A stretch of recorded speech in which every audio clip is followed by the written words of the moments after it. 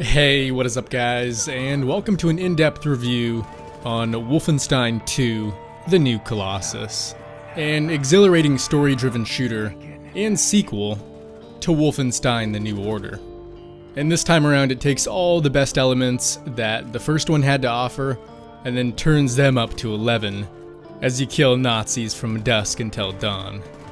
And while there are a few bugs and missteps that keep this from being a perfect game, to me it still ended up being one of my favorites this year. Now, in terms of how it manages to pull off such an enjoyable experience, let's go ahead and start with the visuals. By far, I can say this was definitely one of the best looking games that I've played in a very long while. And to me, that's mostly due to the game's incredible atmosphere. I thought it was a huge step up from the first Wolfenstein, and whether you were traversing the ruins of New York, or fighting your way through the flooded sublevel of a German U-boat,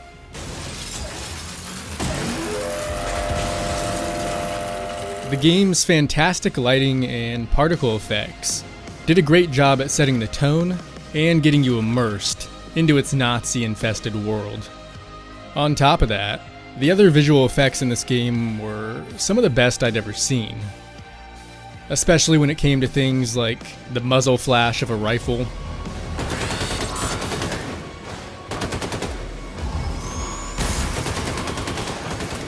or seeing someone's skin melt off after getting hit by the laser gear.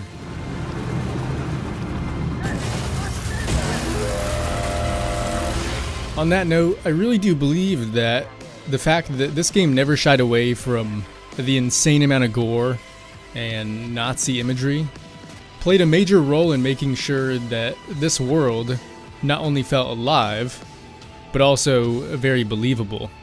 Sure, it's all a little over the top, and sort of makes you feel like you're playing through a Tarantino movie on steroids, but that's all a part of what makes this game so entertaining.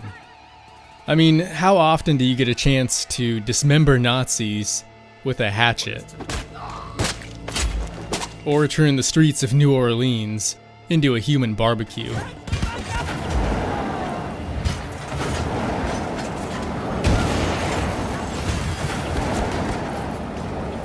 Now, when it came to crafting such a believable world, to me, this game did so by paying a ton of attention to the small details.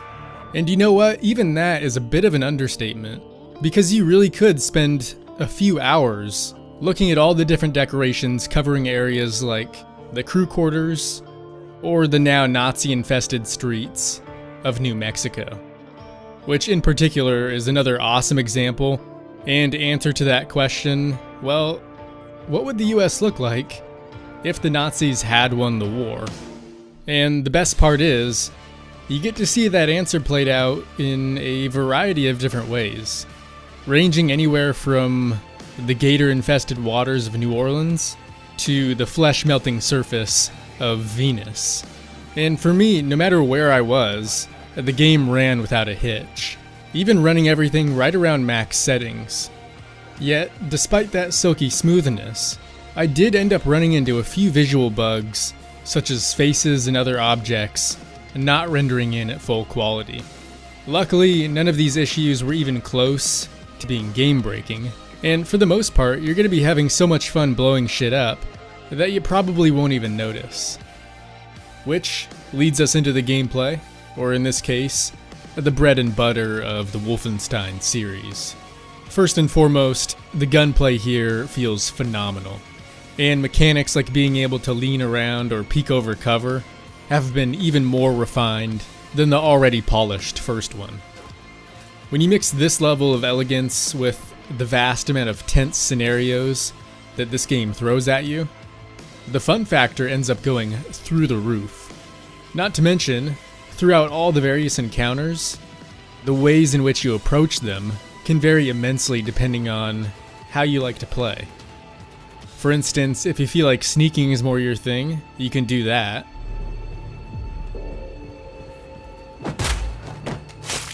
Or if you just want to go in guns blazing like you eat Nazis for breakfast, you can do that too.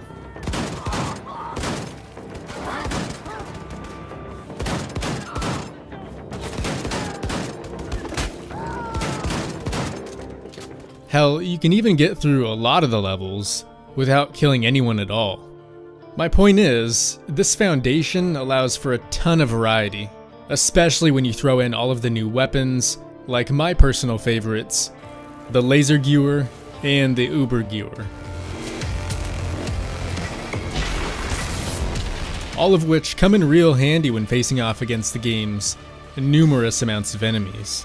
And they can even be modified via crafting kits, which offer extra attachments such as suppressors or even armor-piercing rounds. And speaking of all those different enemies, I'd say there's definitely a healthy amount of them. In fact, you'll end up seeing completely new enemies up until the very end of the game. This isn't a case of them just changing colors or weapons either. Instead, the different enemies in this game tend to come in all shapes and sizes. For example, one moment you could be fighting standard Nazi troopers, and the next you might find yourself facing off against one of the mighty Panzerhounds.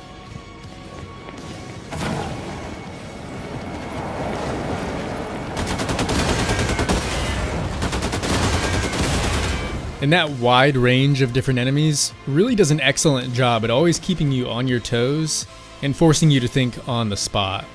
Now, between all the blood and bullets, one other thing that Wolfenstein 2 does very well at is the downtime between missions. For instance, while you're back at your command center, just about every room in there has something that you can interact with, as well as little mini side quests for your crew, and a ton of collectibles scattered throughout the entire world. With that said, despite being one of the most enjoyable shooters that I've played in a long time, it still has a few issues that need to be ironed out. Again, nothing major, but I would occasionally find myself getting caught up on all sorts of objects on the ground, most noticeably when it came to stepping right over dead bodies. And maybe it's just me, but I also felt as though trying to drop in to some of the vents took way too long. However, those issues aside, the gameplay was extremely satisfying, and I'm looking forward to jumping back into it for another playthrough. Next up, let's go ahead and move on to the sound.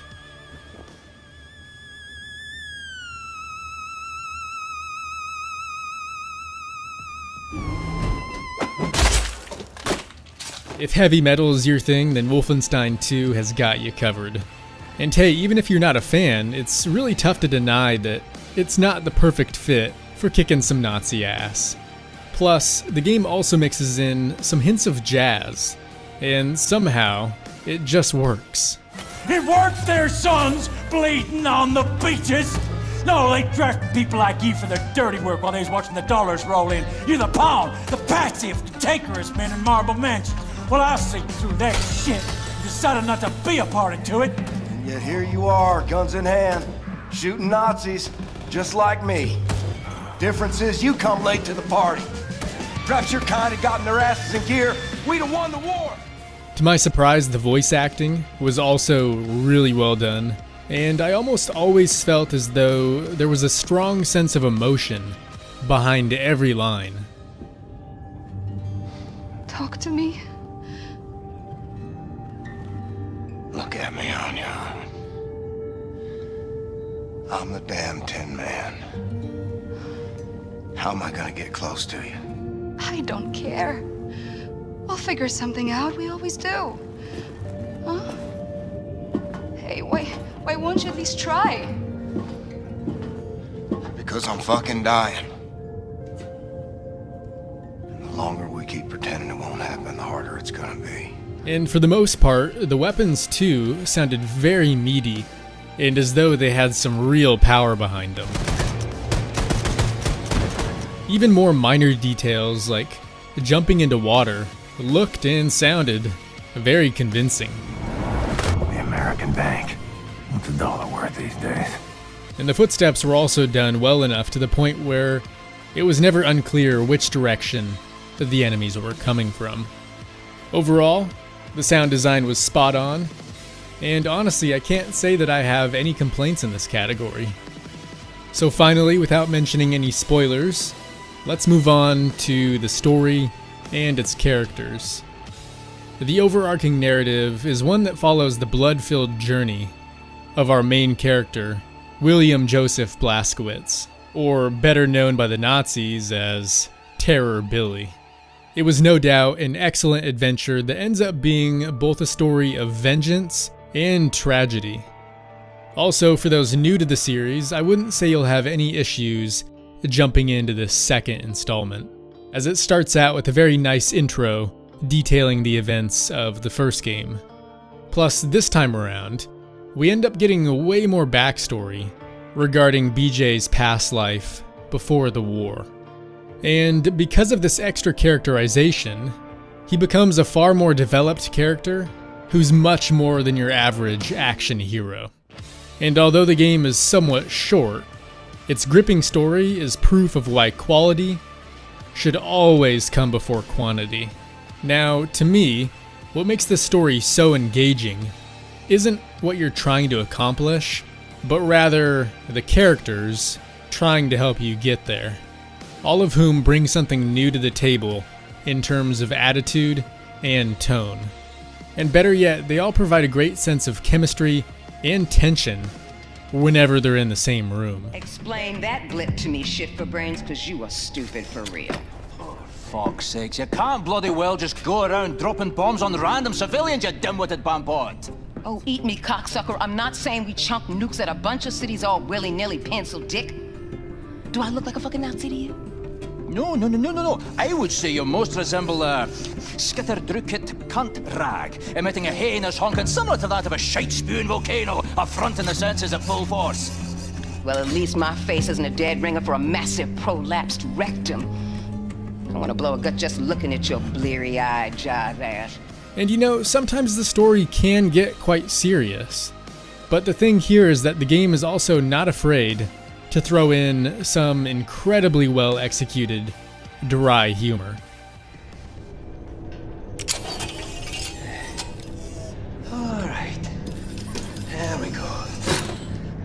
There's a good girl. You're a good girl. Oh, fuck!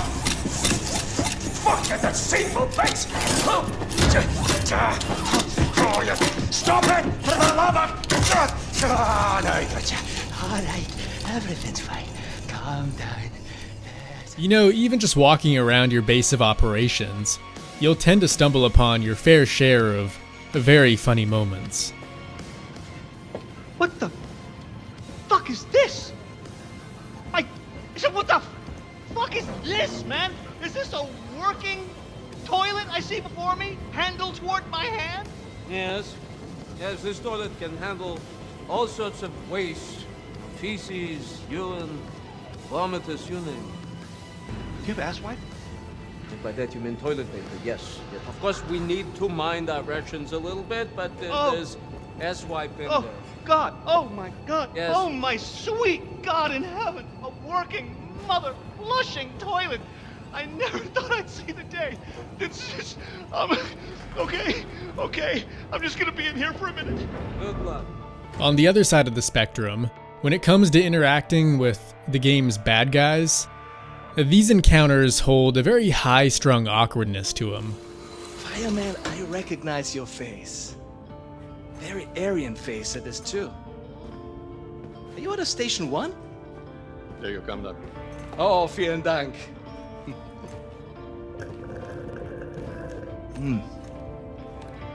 Now you. Show me your identification papers. Please. Which, let's face it, is the type of feeling you'd expect to have running into guys like these in the real world. So to me, it played out very well. In a similar fashion, the game's main bad guy, or girl in this case, Irene, turned out to be a top-notch villain, who ended up being just as menacing, if not more so, than any of the main bad guys you'd expect to see in a Far Cry game. I shall put you on international television. Look, everybody,